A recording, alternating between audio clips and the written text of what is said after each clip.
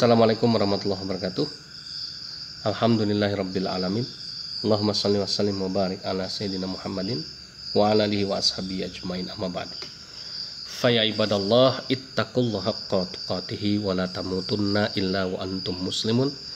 Rabbi a'udzubika min hamazati syayatin wa a'udzubika rabbi ayyahdurun. Shadaqallahul azim. Alhamdulillah, kita panjatkan puja dan puji syukur kehadirat Allah Subhanahu wa taala. Sholawat dan salam semoga terlimpah dan tercurah kepada uswah hasanah junjungan kita, suri teladan kita, Nabi kita Muhammad sallallahu alaihi wasallam.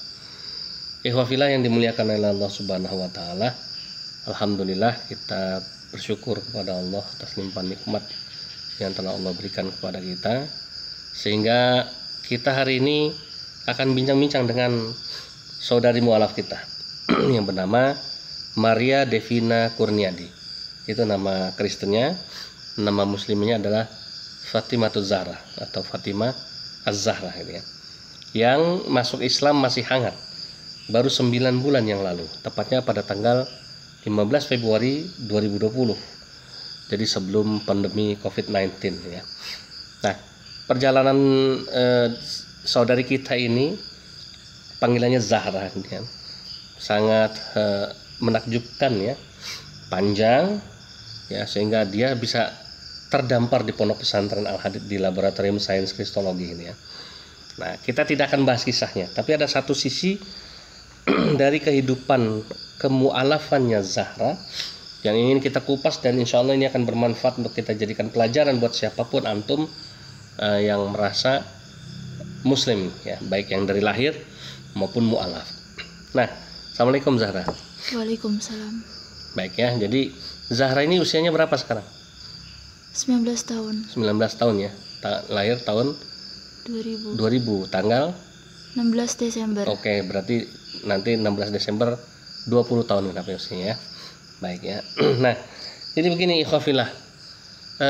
Zahra ini punya cerita, dia itu setelah jadi Islam memiliki satu permasalahan yang kompleks ya. Satu, yang pertama ya, dia ini masuk Islam sendirian, anak tunggal, papa mamanya masih Katolik dan tidak menerima keislamannya dia, sehingga dia harus mengalami pengekangan di awal ya, kemudian perbuatan yang tidak menyenangkan, sampai akhirnya dia kemudian harus diambil dari rumah itu, dikeluarkan oleh teman-teman Mu'alaf Center dari Lampung ya. Kemudian sampailah dia kemudian dibawa dari satu tempat ke tempat lain, diasuh dari satu ustadz ke ustadz yang lain, dari satu pesantren ke pesantren yang lain. Singkat ceritanya sampai ke pondok pesantren Al-Hadid ini. Karena apa? Karena teman-teman yang mendampingi dan mengasuh Zahra ini merasa sudah mungkin sudah angkat tangan dengan salah satu problem yang dihadapinya, yaitu Zahra ini terindikasi katanya mengalami gangguan penyakit yang tidak wajar ya. Jadi mungkin Zahra bisa diceritakan apa penyakit yang tidak wajar yang Zahra rasakan di awal jadi Islam, setelah jadi Islam. Waktu pertama kali sih yang dirasakan adalah dapat melihat makhluk-makhluk gaib yang pertama kali. Oh, jadi bisa melihat ini ya, hantu-hantu gitu ya, jin-jin ini ya. Iya, bisa jadi. Terus? Dan yang kedua, nah sebentar, sebelum jadi Islam pernah ngeliat kayak gitu, makhluk-makhluk gaib gitu? Sebelumnya tidak pernah. Tidak pernah, berarti begitu masuk Islam tiba-tiba bisa melihat makhluk-makhluk itu? Iya. Oke, terus apa lagi? Yang kedua, biasanya sih sering kehilangan kesadaran diri saat di waktu mau sholat, kadang juga saat kumpul bersama teman-teman. Nah ini pernah kejadian ya di awal-awal dipindah ke Al-Hadid. Kalau yang ini saya pernah menyaksikan ketika kumpul sama teman-temannya gitu ya, tiba-tiba Zahra tertidur ya. Yang dimaksud kehilangan kesadaran dia bukan kesurupan, tapi tertidur pulas, dia dia itu nggak tahu apa-apa gitu ya. Dipindah juga dia nggak tahu, sampai dia bangun sendiri, siuman sendiri. Awal-awal kita agak panik ya, kira pingsan, tapi ternyata lebih kepada ke tidur gitu ya. Jadi dan itu terjadi secara tiba-tiba mendadak nih. Apalagi sana? Biasanya sih selanjutnya itu sering merasakan sakit di bagian kaki, dan lebih sering kumatnya di waktu Isya dan tahajud. Oke, jadi Kakinya itu yang ini pernah diceritakan ke saya, tiba-tiba kaku gitu ya, nggak bisa digerakkan dan sangat nyeri katanya. Nah, jadi 3 problem itu ikhwah ya, ketika masuk al-hadid yang kemudian butuh penanganan itu. Nah, menurut cerita ini menurut cerita dari ustadz-ustadz yang pernah mengasuh Zahra ini terkena sihir gitu ya. Sihir entah mungkin karena keluarganya nggak senang dengan keislamannya dia, kakak ini dugaannya. Kemudian entah siapalah gitu, entah apa gimana ceritanya, pokoknya Zahra ini kena sihir yang kemudian sempat diruqyah ya, pernah diruqyah ya? Pernah. Berapa kali diruqyah? Itu sampai 3 kali. Sampai 3 kali diruqyah ya. Ini ruqyah yang syar'i ya maksudnya ya, bukan ruqyah yang apa nama itu musyrik, bukan ya. Nah, kemudian apalagi yang pernah diapain lagi? Itu sempat juga diberi air doa dan diminumin air doanya. Iya. Nah, terus apa lagi? Dan kemudian sempat dibacakan ayat-ayat suci dari Al-Qur'an. Oke, di ngajiin gitu ya. Jadi udah sebelum ke al-hadid dia sudah ditreatment, diruqyah sampai 3 kali, kemudian dikasih minum air doa sampai di ngajiin ya, dibacain ayat Quran ramai-ramai ya. Hasilnya gimana hasilnya waktu itu? Hasilnya sih masih sama. Nah, sama ya, oke ya. Jadi itu makanya kemudian ustadz yang membawanya menelpon saya, kemudian meminta untuk menangani permasalahan khusus ini ya. Nah, ikhwafillah yang dimuliakan oleh Allah Subhanahu wa taala, sebetulnya kasus-kasus yang diduga gangguan sihir kepada mu'alaf ini bukan baru pertama kali ditangani oleh LSK ya. Sudah ada beberapa kali contoh ya. Nah, misalnya di tayangan Halakoh Murtadin yang pernah kita tampilkan itu ada Murtadin Khadijah, Ibu Khadijah ya. Itu juga mengalami gangguan-gangguan sihir gitu ya. Nah, alhamdulillah akhirnya dia nggak jadi murtad, dia kembali lagi jadi Islam. Nah, ini kasusnya kalau Bu Zahra ini mu'alaf ya. Jadi Zahra yang dulunya Katolik karena dia dari keluarga Katolik, kemudian setelah masuk Islam tiba-tiba bisa melihat makhluk-makhluk gaib padahal sebelumnya tidak. Kemudian dia tiba-tiba sering kehilangan kesadaran sampai kemudian kakinya terasa kaku, nyeri, terutama di saat Isya dan menjelang sholat tahajud. Nah, ini tentu mohon maaf ya, akan sangat mudah menjustifikasi bahwa apa yang dialami oleh Zahra ini adalah ini pasti ada guna-guna. Ini apa mindset dari orang Indonesia. Kebanyakan itu ada gangguan-gangguan semacam itu, pasti yang jadi kambing hitam itu adalah para jin. Ya, jadi kasihan juga sebetulnya jin-jin ini ya, jadi korban dugaan ya, praduga. Nah, makanya kemudian ketika dibawa ke al-hadid, saya ya selama 2 minggu awal tidak pernah bersentuhan langsung dengan Zahra, bertemu, bertatap muka, ngobrol, diamkan saja. Karena saya kepengen lihat bener nggak sih yang diceritain para ustadz yang menangani Zahra ini. Ternyata selama 2 minggu saya observasi betul kejadian semua yang diceritakan Zahra ini, penyakit-penyakit aneh ini terjadi ya, dan saya lihat sendiri. Maka akhirnya kemudian apa yang saya lakukan? Apakah di al-hadid diruqyah kembali? Tidak, karena Zahra pernah diruqyah sampai 3 kali. Apakah saya kasih air minum doa? Tidak, karena sudah pernah dikasih. Apakah saya ngajiin? Tidak, karena sudah pernah juga. Lantas apa yang saya lakukan? Nah, ikhwafillah yang dimuliakan oleh Allah Subhanahu wa taala, yang kami lakukan di LSK adalah satu, kami mendoktrin Zahra supaya dia hanya takut kepada Allah saja. Yang pertama ini ya. Jadi tidak ada yang boleh ditakuti oleh Zahra selain Allah, cuma satu. Ya, ini prinsip dari dakwah LSK di situ. Bahwa hanya Allah yang boleh ditakuti oleh Zahra, tidak boleh yang lain. Tidak boleh takut sama setan, nggak boleh takut sama jin, tidak boleh takut sama manusia, tidak boleh takut sama apapun kecuali takut sama Allah. Titik. Ya, tidak bisa ditawar. Satu, ini yang pertama. Yang kedua, kita kasih sugesti sama Zahra ya, bahwa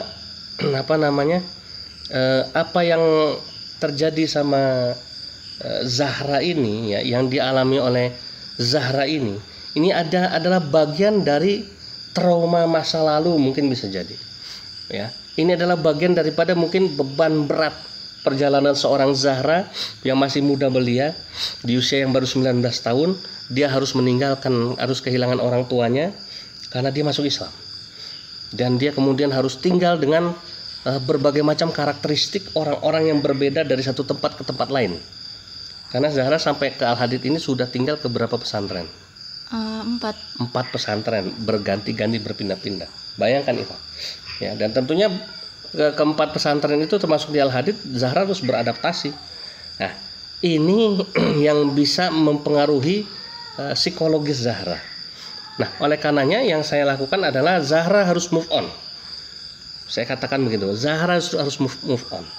Zahra harus move on dari masa lalu. Tidak boleh lagi Zahra ingat-ingat masa lalu yang jelek-jelek. Harus maju ke depan, gitu ya.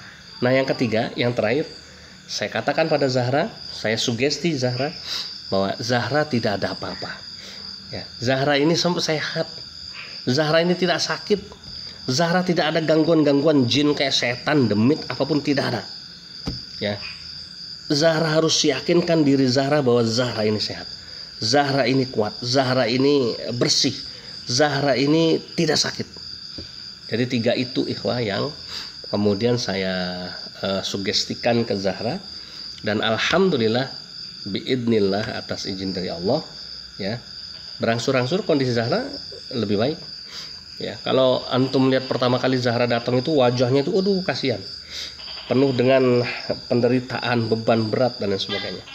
Ya, dengan berbagai macam trauma psikologis itulah Zahra mengalami kejadian-kejadian yang seperti yang dia ceritakan. Nah, ikhwafillah yang dimuliakan oleh Allah Subhanahu wa taala, bukan kami tidak percaya sama yang gaib. Bukan kami tidak percaya akan adanya sihir. Ya, kami percaya, dan itu sudah selesai, sudah dilakukan treatment untuk mengusir sihir-sihir jin-jin yang mengganggu Zahra dengan ruqyah 3 kali tadi. Masa di sini mau ditambah lagi? Sudah dilakukan dengan cara diminumin air doa. Sudah, bagus itu. Saya pun menerima konsep itu. Ruqyah saya terima, minum air saya terima. Yang ketiga tadi didoakan, di ngajiin, dibacain ayat suci Al-Quran, ini pun saya terima, semua saya terima. Maka kalau begitu saya harus punya cara lain, ya kan, untuk melengkapi sistem dan pengobatan yang sudah dilakukan para ustadz sebelumnya ini, yang tidak sama dengan yang beliau-beliau lakukan. Tadi ternyata cukup disugesti, ya, disugesti Zahra bahwa Zahra itu pertama harus takut sama Allah, yang kedua harus move on dari masa lalunya, yang ketiga Zahra harus menyatakan diri dan meyakini dirinya bahwa Zahra ini sehat, sembuh, tidak ada sakit penyakit, tidak ada gangguan-gangguan setan, jin dan lain sebagainya. Ya, Zahra tidak ada apa-apa. Tidak ada apa-apa sama Zahra. Zahra kuat. Nah, 3 inilah yang saya tanamkan sehingga alhamdulillah berangsur kondisi Zahra bisa membaik, ya. Dan alhamdulillah sekarang bisa berdakwah, bergabung menjadi dai misi akhwat di Al-Hadid. Nah, jadi itu ya ikhwafillah yang dimuliakan oleh Allah Subhanahu wa taala. Inilah yang mau saya sampaikan kepada seluruh kaum muslimin, baik dia mu'alaf maupun bukan. Bisa jadi apa yang dialami oleh Zahra itu dialami oleh antum. Maka yang pertama harus antum lakukan adalah jangan buru-buru, ya, mengatakan atau menghubungkan apa yang terjadi sama kita itu ada hubungannya dengan sesuatu yang gaib, ya. Apalagi kemudian, wah ini pasti saya diguna-guna, ini pasti saya ada sesuatu yang aneh, yang tidak benar sama diri saya. Jangan, ya. Kenapa? Yang pertama yang harus antum lakukan, apa yang terjadi sama antum itu adalah, ya, semuanya atas kehendak Allah. Terima dengan ikhlas. Banyak istighfar. Mungkin bisa jadi ini adalah kesalahan kita, ya, dosa yang kita lakukan. Banyak istighfar, banyak taubat, banyak minta ampun sama Allah. Perbaiki amal ibadah, sudah cukup, ya. Tidak perlu apa itu namanya tuh datang-datang ke paranormal, datang-datang ke orang-orang pintar, ke ahli spiritual, nggak usah. Ya, cukup bersandar sama Allah, takut sama Allah saja, gitu ya. Move on, nomor 2. Yang ketiga, yakini diri antum itu sehat, tidak ada apa-apa. Bismillah. Mati dalam keadaan sakit, saya ikhlas. Kalau sakit ini bisa membawa saya ke surganya Allah, kalau sakit ini bisa menebus dosa-dosa saya yang banyak, terima saja, ya. Walaupun kita kepengen sehat, kita berdoa sama Allah supaya sembuh, gitu ya. Tapi jangan apa-apa gampang, ini ada gangguan gaib, ini pasti ada setan yang ganggu saya, ini pasti ada jin, ya, nggak usah. Akhirnya mohon maaf lahir batin banyak ya orang-orang seperti ini yang jadi korban.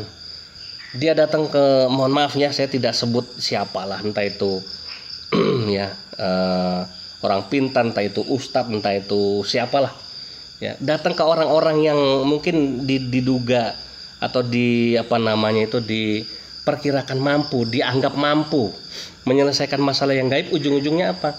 Keluar uang ya kan. Mohon maaf lahir batin, ada kemarin sampai cerita sama saya harus mengeluarkan uang 15 juta rupiah hanya untuk mohon kepada salah seorang ustadz untuk disembuhkan.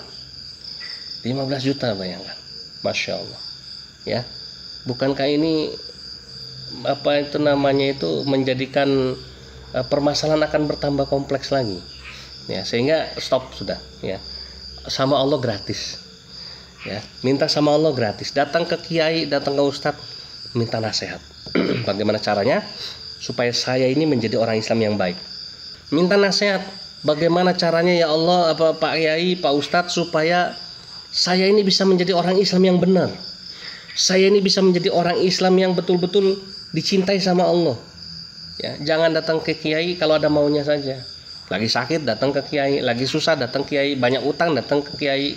Ujung-ujungnya cuma simsalabim, kepengen tahu-tahu masalahnya disulap dalam waktu singkat menjadi sembuh, menjadi selesai. Tidak bisa. Ya. Maka ikhwafillah yang dimuliakan oleh Allah Subhanahu wa taala, ada satu ayat yang melandasi apa yang terjadi sama saudara kita Zahra. Dalam Al-Qur'an Allah berfirman, bismillahirrahmanirrahim, Allahu waliyul ladzina amanu yukhrijuhum minaz-zulumati ilan nur. Bahwa ketika Zahra sudah bersyahadat menyatakan diri Allah sebagai Tuhannya, maka Allah yang menjadi walinya Zahra, yang menjadi penolongnya Zahra, yang menjadi penghibur Zahra, yang menjadi penyelamat Zahra. Allahu waliyul ladzina amanu. Allah yang menjadi walinya Zahra, orang yang beriman. Yukhrijuhum minaz-zulumati ilan nur. Dan Allah telah mengeluarkan Zahra dari kegelapan kepada cahaya Allah, cahaya hidayah. Jadi sudah, kalau sudah dikeluarkan sama Allah, kalau Allah sudah jadi walinya Zahra, nggak ada setan berani ganggu, nggak ada setan berani ngoyak keyakinan, nggak ada setan itu ya ganggu Zahra. Ya, kalau Zahra keimanannya luntur, keyakinannya luntur hanya karena gara-gara gangguan setan, nah ini yang disayangkan. Maka harus dikuatkan kembali.